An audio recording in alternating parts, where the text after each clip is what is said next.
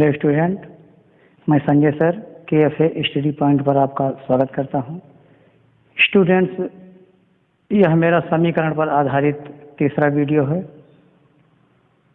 इसके पहले वाली वीडियो में हमने रैखिक समीकरण को हल करने की पक्षांतर प्रत्यय का अध्ययन किया था और आइए अब उसके आगे प्रारंभ करते हैं। स्टूडेंट्स, आज हम पढ़ेंगे दो चर रैखिक समीकरणों को हल करना। दो चर रैखिक समीकरण को किस प्रकार से हम हल कर सकते हैं, आज हम वो देखेंगे।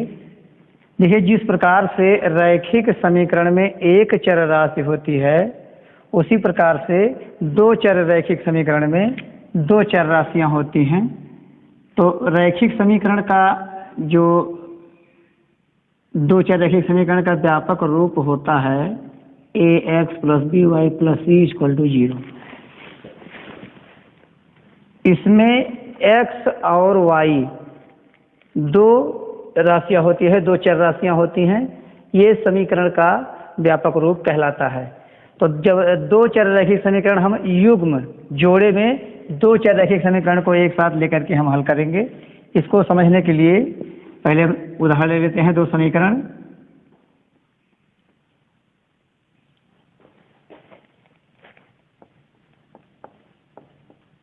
एक समीकरण हमने ये ले लिया और दूसरा समीकरण ले लेते हैं।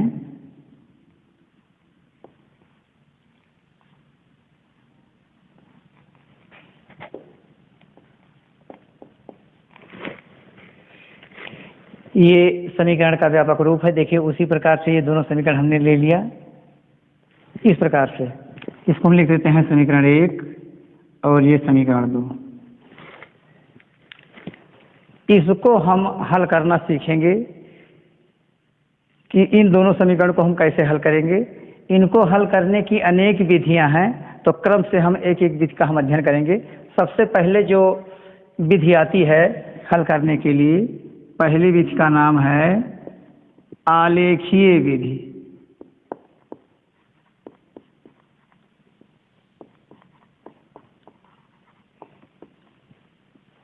इसको ग्राफ विधि भी बोलते हैं। आलेखीय विधि से इस समीकरण को हम कैसे हल करेंगे, तो इसके लिए हम पहले देखिए निर्देशांक की जानकारी हमें आवश्यक है। आइए इसके बारे में हम थोड़ा चर्चा कर लेते हैं। तो इसमें देखिए, ग्राफ में हम इस प्रकार से हम दो पार्ट में बांट देते हैं और जो ये रेखा पैरेलल होती है इसको हम एक्स अक्ष बोलते हैं और जो स्टैंडर्ड लाइन होती है इसको हम बोलते हैं वाई अक्ष। ये एक्स अक्ष और ये वाई अक्ष, बीच में हमारा सेंटर होता है मूल बिंदु। इसका निर्देशांक 0 0 होता है। यहीं से हम जब इस समीकरण को हल करते हैं, x और y का जो मान प्राप्त होता है, इन्हीं x अक्ष और y अक्ष पर हम इसको निरूपित करते हैं। कैसे निरूपित करेंगे, देखिए यहाँ से हम बराबर खाने में इसको बांट लेते हैं। पहले इसको हम बांट लेते हैं। देखिए, यहाँ पर जब हम मान को निरूपित करते हैं तो x का मान अगर धनात्मक आया है, x का मान धनात्मक आया है तो हम इधर x अक्ष पे यहाँ से गिनेंगे, इधर को दाईं तरफ को गिनेंगे। 1 2 3 4 जो भी आया है तो ये इधर दाईं तरफ को हम गिनेंगे। और यदि x का मान ऋणात्मक है तो हम इधर यहाँ मूल बिंदु से ये बाईं दिशा में इसको गिनेंगे।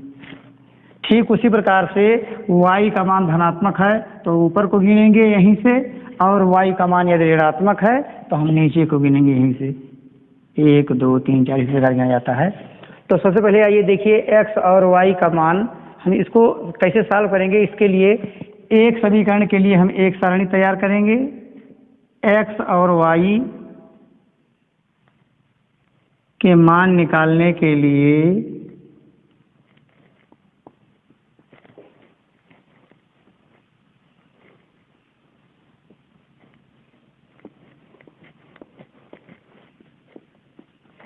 हम दो समीकरण दो सारणी तैयार कर लेते हैं।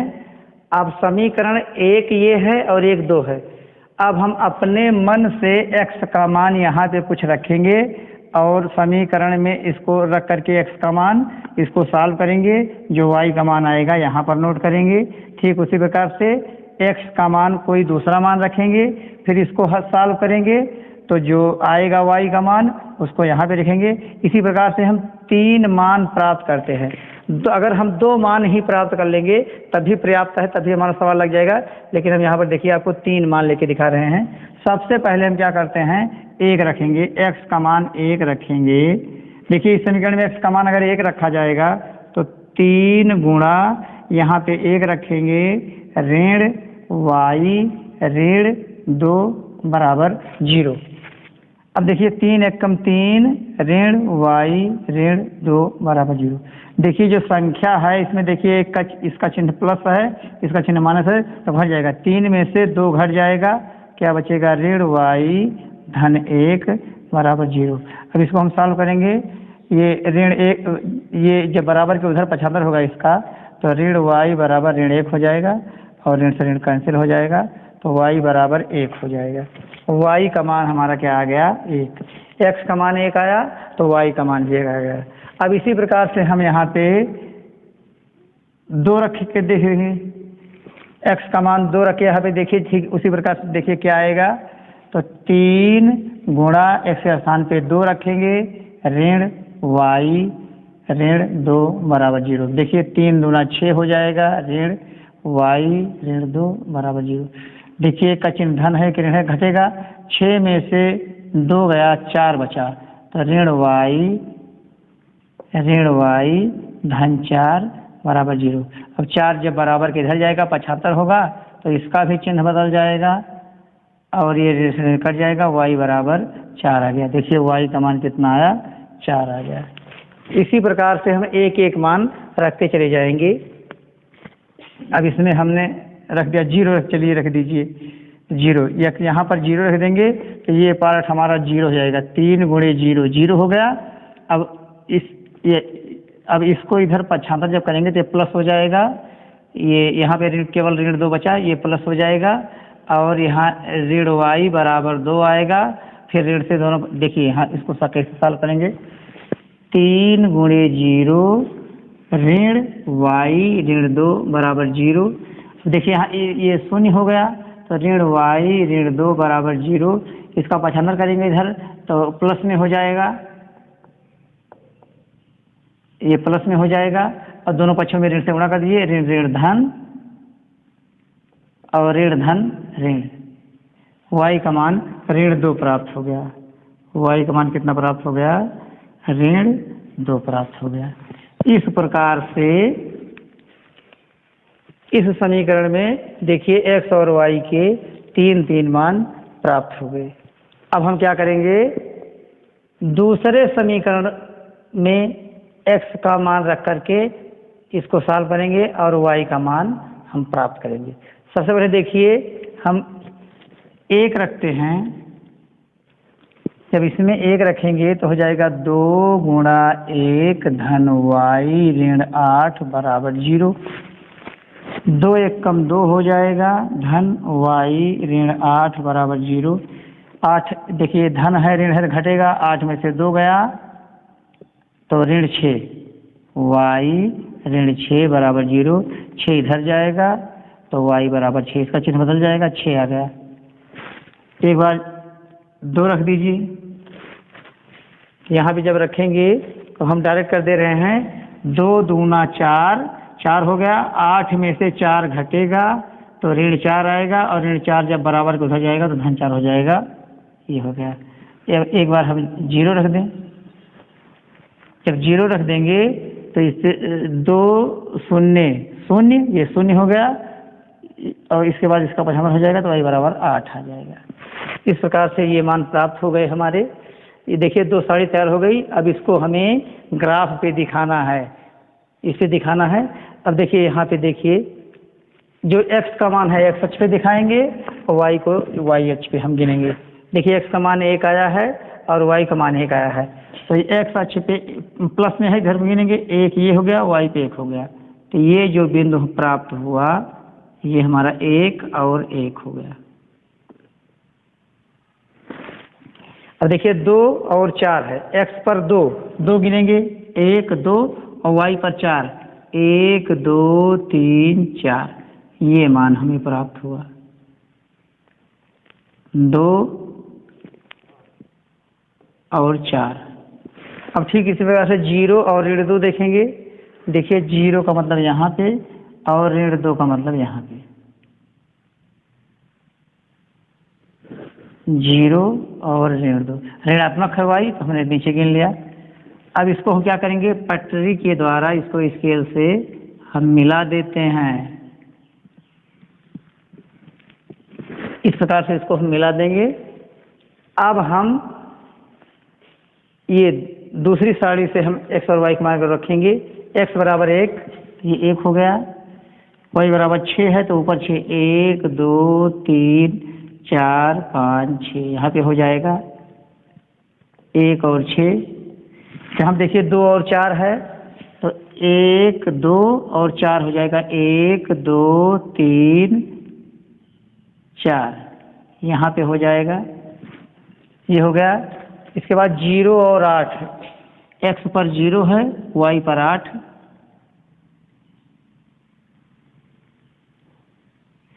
1 2 3 4 5 6 7, 1 और ले लीजिए 8। अब इसको भी हम स्केल से ये जो मान प्राप्त होगा इसको हम फिर ऐसे मिला देंगे।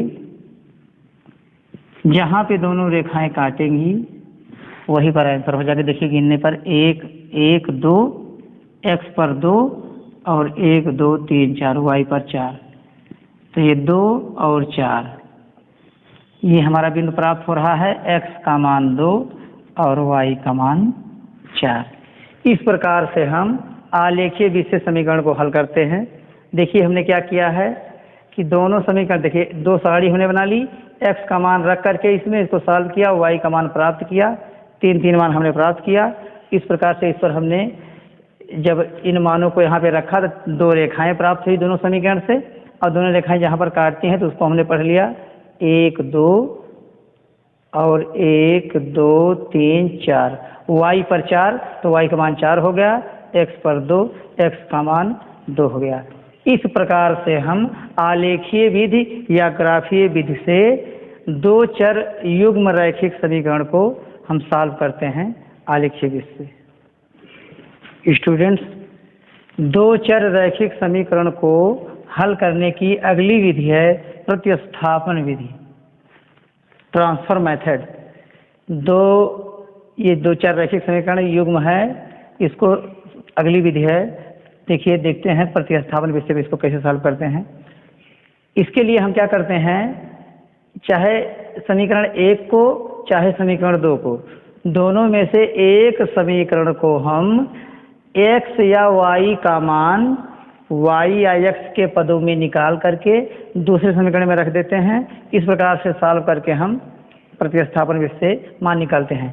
ये समीकरण 1 से चाहे हम x का मान निकाल लें y के पदों में, चाहे y का मान निकाल लें x के पदों में। तो हम समीकरण 1 से x का मान हम निकालेंगे y के पदों में। देखिए तो यहाँ पे लिखेंगे समीकरण 1 से, देखिए 3x - y - 2 = 0। यहाँ पे देखिए x यहाँ पे रखेंगे, बाकी इन दोनों संख्याओं को हम बराबर के दूसरे पक्ष में ले जाएंगे। तो ये देखो माइनस है, दोनों माइनस है, इसका चिन्ह बदल जाएगा, ये हो जाएगा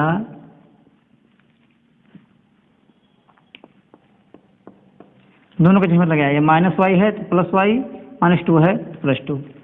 अब ये संख्या जो है ये 3 यहाँ गुणे में है, जब दूसरे पक्ष में जाएगी तो बटे में हो जाएगी।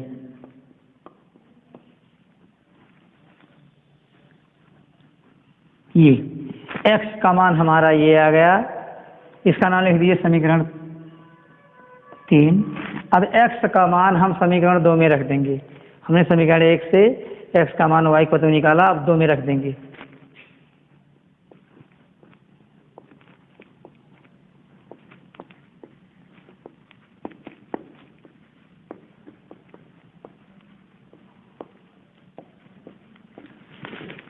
देखिए 2 गुणा x के स्थान पे इतना हम लिख देंगे, y का मान आया है। इसके बाद धन y ऋण 8 बराबर 0। इसको सॉल्व कीजिए। अब 2 का यहाँ ब्रैकेट में अंदर गुणा हो जाएगा। देखिए 2 का गुणा y में भी होगा, 2 का गुणा 2 में भी होगा। 2y धन 4 बटे 3 धन y ऋण 8। इसको सॉल्व करने के लिए हम सबको बटे 1 कर देंगे।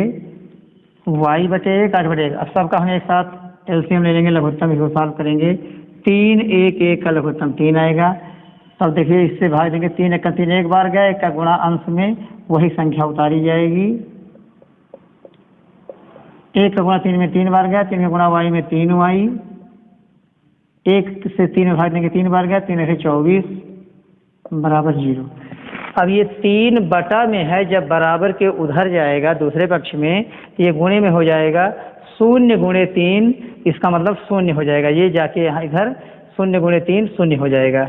और यहाँ पे देखिए 2y और 3y दोनों का चिन्ह प्लस प्लस से जुड़ जाएगा। 2 3 5y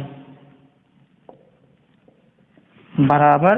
यहाँ पे देखिए ये इसका चिन्ह माइनस है, इसका चिन्ह प्लस है, तो ये घटेगा। 24 में से 4 गया तो 20 बचेगा, ऋण 20।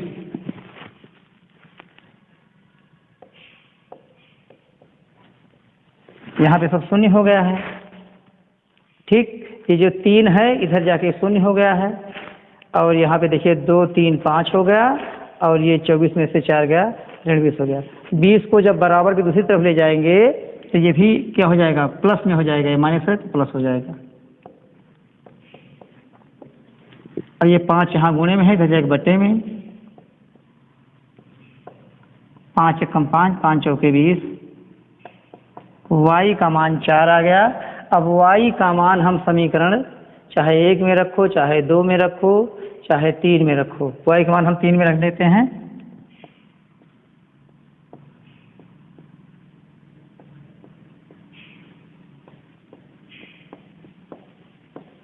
तीन में रखने पर तो देखिए 3 ये है, x बराबर y के स्थान पे 4 धन 2 बटा 3। 4 2 जुड़ जाएगा, 6 बटा 3, 3 1 कम 3 3 दूनी 6, 2 आ गया। x का मान कितना आ गया, 2। x का मान 2 और y का मान 2। देखिए हमने ग्राफ वाली विधि से हल किया था, तब भी x और 2 का मान वही आया था, और इस विधि से भी हमने हल किया, मान वही आएगा चाहे जिस विधि से हम सॉल्व करें। और उसमें देखिए इसी प्रकार से हम प्रतिस्थापन विधि से समीकरण को सॉल्व करते हैं। स्टूडेंट, समीकरण को हल करने की अगली विधि है विलोपन विधि। आइए देखते हैं विलोपन विधि से इस समीकरण को कैसे हल करेंगे। विलोपन विधि में समीकरण को हल करने के लिए हम क्या करते हैं, x का गुणांक या y का गुणांक हम देखते हैं कि बराबर है कि नहीं। देखिए यहाँ पे बराबर है तो आसानी से सॉल्व हो जाएगा। यदि बराबर नहीं है, समीकरण में x और y के गुणांक बराबर नहीं है, तो हम गुणा करके उनको बराबर करते हैं। मान लीजिए यदि ये बराबर ना होता तो यह क्या करते हम, जैसे ये यहाँ 2 है यहाँ 3 है, तो ऐसी संख्याओं से गुणा करते कि x और y दोनों बराबर हो जाएं। लेकिन यहाँ पे बराबर है तो हम वैसे ही इनको उतार करके सॉल्व करेंगे। अब देखिए दोनों समीकरण में देखिए जो राशि बराबर है वो देखते हैं कि इन दोनों में इनका चिन्ह क्या है। अगर चिन्ह असमान है तब हम जोड़ते हैं।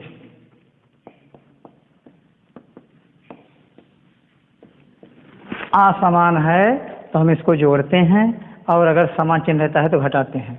ठीक है, इसको हम जोड़ देंगे। अब x का मान 2 आ गया। अब x का मान चाहे समीकरण 1 में चाहे समीकरण 2 में रख दीजिए।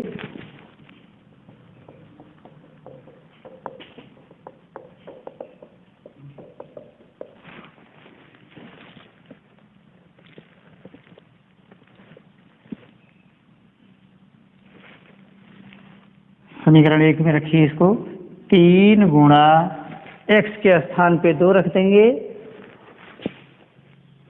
ऋण y ऋण 2 बराबर 0। देखिए यहाँ पे 3 दूना 6, 3 दूना 6 हो गया, बाकी सबको इसे उतार लेंगे। देखिए 6 ये प्लस है, माइनस तो घट जाएगा,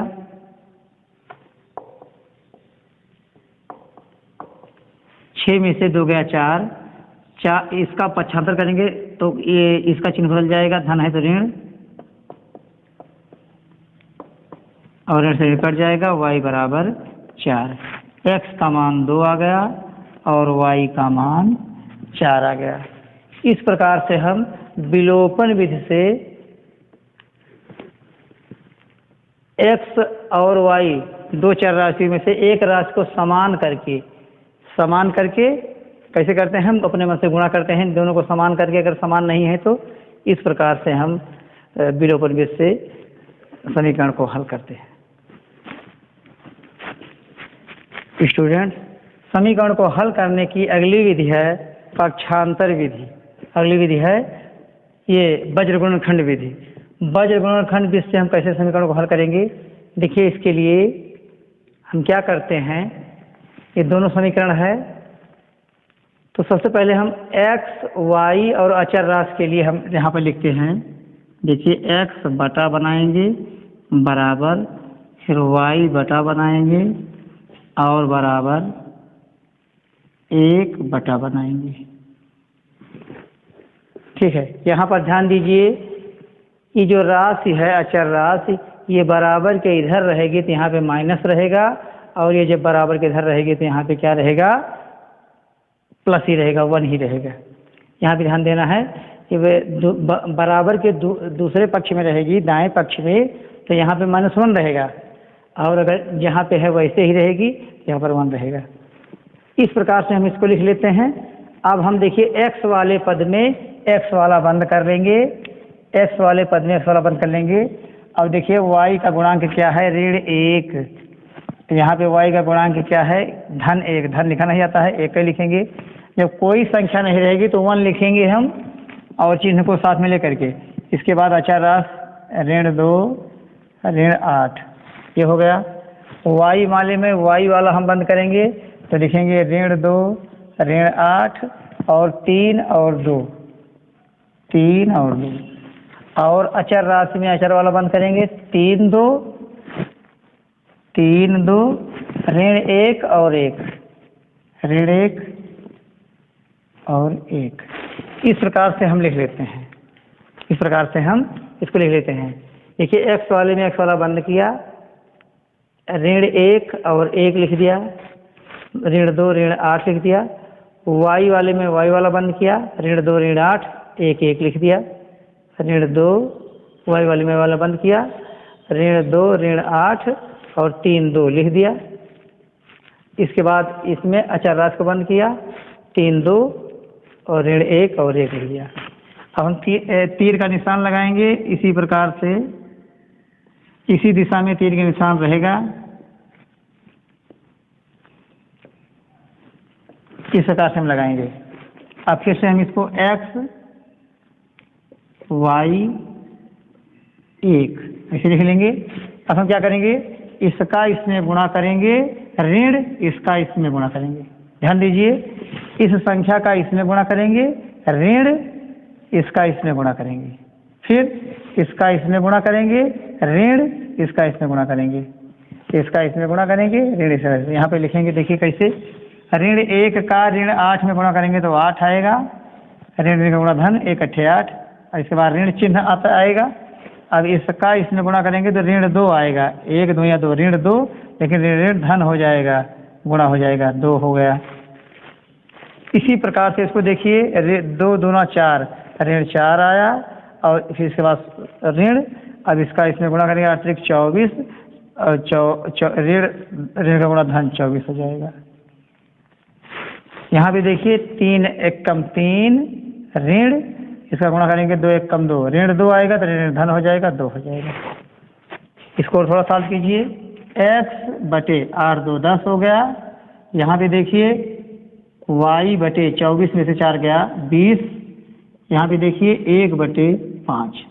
अब हम क्या करते हैं, एक बार x वाला इसके बराबर कर देंगे, एक बार y वाला इसके बराबर कर देंगे। x वाला बराबर कीजिए, x/10 बराबर 1/5। अब तिरछा गुणा कर दीजिए, इसका गुणा इधर, इसका गुणा इधर। 5 का 1 गुणा x में 5x बराबर 10 1 कम 10।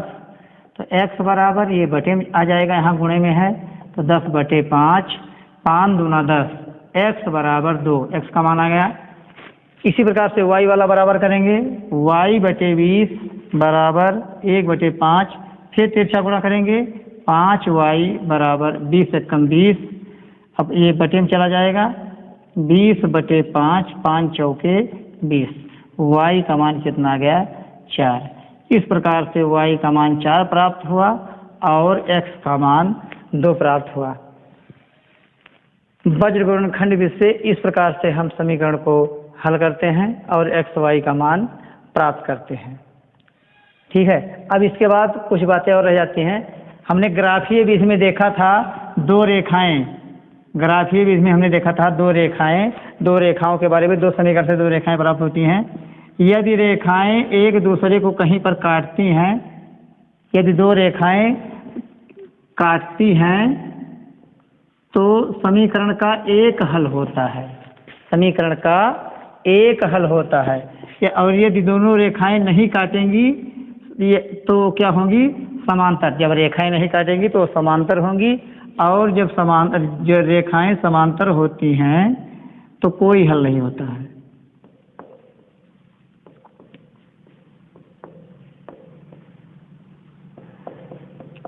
समीकरण का कोई हल नहीं होता है।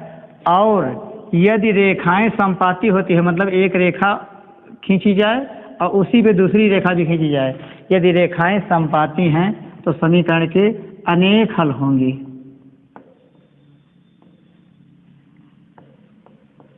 समीकरण के अनेक हल होते हैं। और निकाय जो होता है, एक हल होगा तो जो है संगत होगा,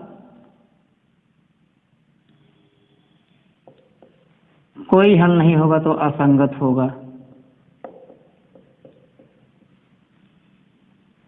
ठीक, और अनेक हल होगा तब भी संगत होगा।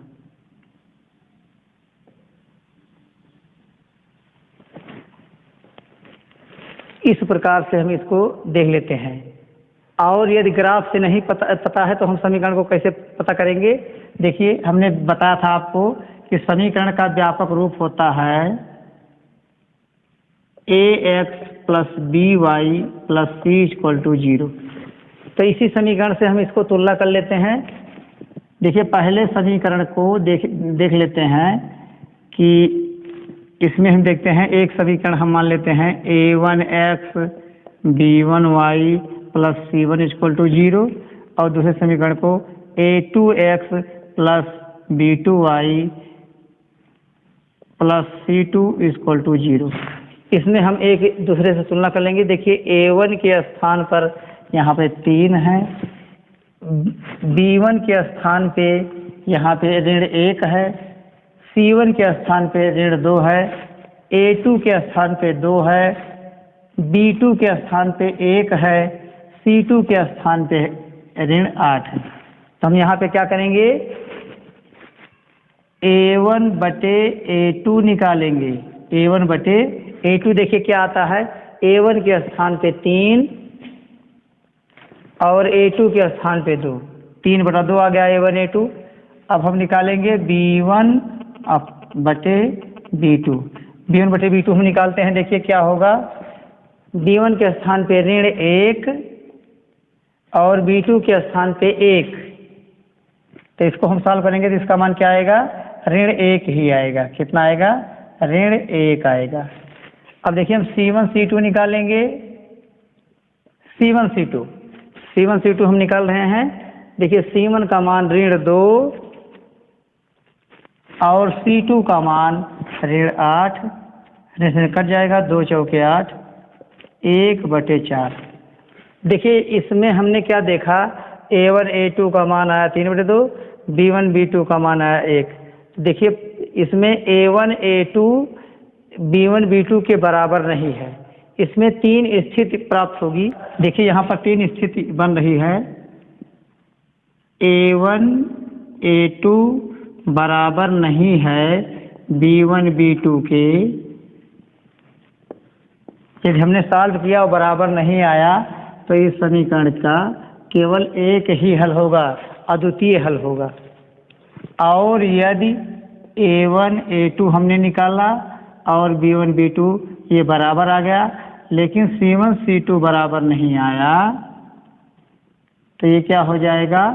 कोई हल नहीं होगा, समीकरण का कोई हल नहीं होगा। और यदि